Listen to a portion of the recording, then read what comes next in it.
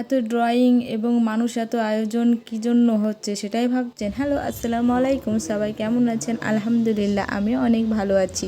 আজকের ভিডিওটা 12 তারিখের, কিন্তু আমার ছাড়তে আপলোড করতে একটু দেরি হয়ে গেল। তো 12 তারিখে সন্ধেবেলায় আমরা দুজনে বেরিয়ে গেছি, কারণ আজকে একটা বিশিষ্ট মানুষের জন্মদিন, সেই উপলক্ষে একটা আয়োজন করা হয়েছিল, প্রোগ্রাম করা হয়েছিল। তো সেখানে আমরা অ্যাটেন্ড করার জন্য যাচ্ছিলাম। তো এখানে দেখতে পাচ্ছেন যে সাজিয়েছে আর অনুষ্ঠান শুরু হয়ে গিয়েছে অলরেডি। তো আমরা একটু পরেই যাচ্ছিলাম, সন্ধ্যের পরে অনুষ্ঠান দিনের বেলা থেকেই হচ্ছে। তো এখানে সবাই চলে এসেছে, এসে এখানে অনুষ্ঠানটা শুরু হয়ে গিয়েছে। অনুষ্ঠানের বক্তব্য যেমন অনুষ্ঠান প্রায় শেষের দিকে, আর হয়তো 2 থেকে 2.5 ঘন্টা হয়তো অনুষ্ঠানটা হবে। তো আমি এখানে দাঁড়িয়ে একটু ছবি তুলে নিচ্ছি, আর বক্তব্যগুলো দিচ্ছিলো খুব সুন্দর, সেগুলোই শুনছিলাম যে কি বক্তব্য দিচ্ছে। তো আপনারা কি বলতে পারবেন যে আজকে কার জন্মদিন? বলতে পারলে অবশ্যই কিন্তু কমেন্টে জানাবেন। আমি কিছুক্ষণ পর অবশ্যই বলবো যে আমি কার জন্মদিন উপলক্ষে এই প্রোগ্রামটা হয়েছে এবং আমরা এখানে এসেছি। তো এখানে সবাই এসেছে, সবাই এখানে অনুষ্ঠান অ্যাটেন্ড করতে এসেছে। প্রতি বছরই এই দিনটা, জন্মদিনটা পালন করা হয়। 12ই জানুয়ারি প্রত্যেক বছরই এই দিনটাকে বিশেষভাবে পালন করা হয় এবং অনেক খাওয়া দাওয়া সব কিছুই দেওয়া হয় এখানে। তো আপনারা যদি এটা দেখে বুঝতে পারেন যে কার জন্মদিন, অবশ্যই কিন্তু কমেন্টে জানাবেন। এটা দেখে বোঝাই যাচ্ছে যে কার জন্মদিন।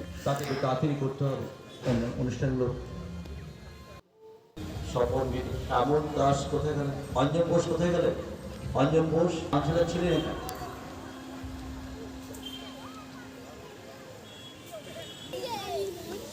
তো চলুন আপনাদেরকে দেখাই যে আজকে কার জন্মদিন, সেটাই আপনাদেরকে এবার দেখাবো।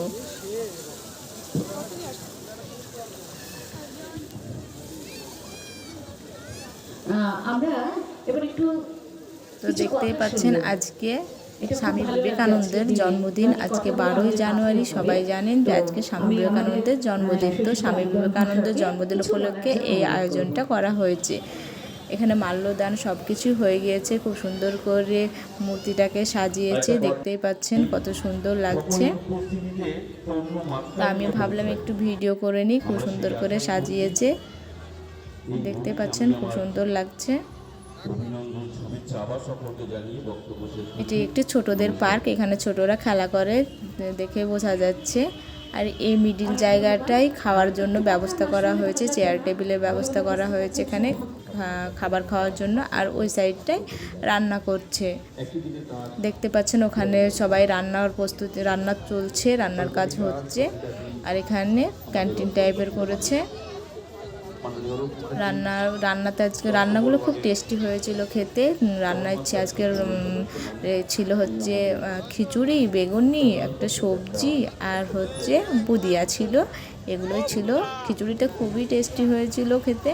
তো এখানে কফি স্টল ছিল, তো কফির স্টলের কাছে ভিড় ছিল, তার জন্য ভাবলাম যে কি ড্রয়িংগুলো দেখে আসি যে কেমন এঁকেছে তারা।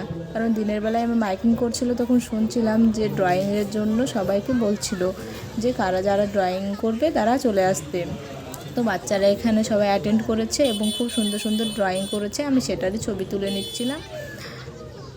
এটা দুপুরবেলায় হয়েছে, এই ড্রয়িংয়ের আয়োজনটা দুপুরবেলায় করেছিল, কারণ সবগুলো একসঙ্গে করা তো সম্ভব নয়, তাই দিনের বেলা থেকে অনুষ্ঠানটা হচ্ছিল।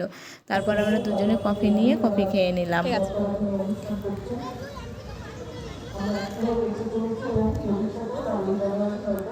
এখানে জলের ব্যবস্থাও আছে, সব কিছু ব্যবস্থাই করেছে। আমার ছবিগুলো খুব ভালো লাগছিলো, তার জন্য ভাবলাম যে আরেকবার গিয়ে দেখে আসি, তার জন্য আবার গিয়ে দেখে আসলাম।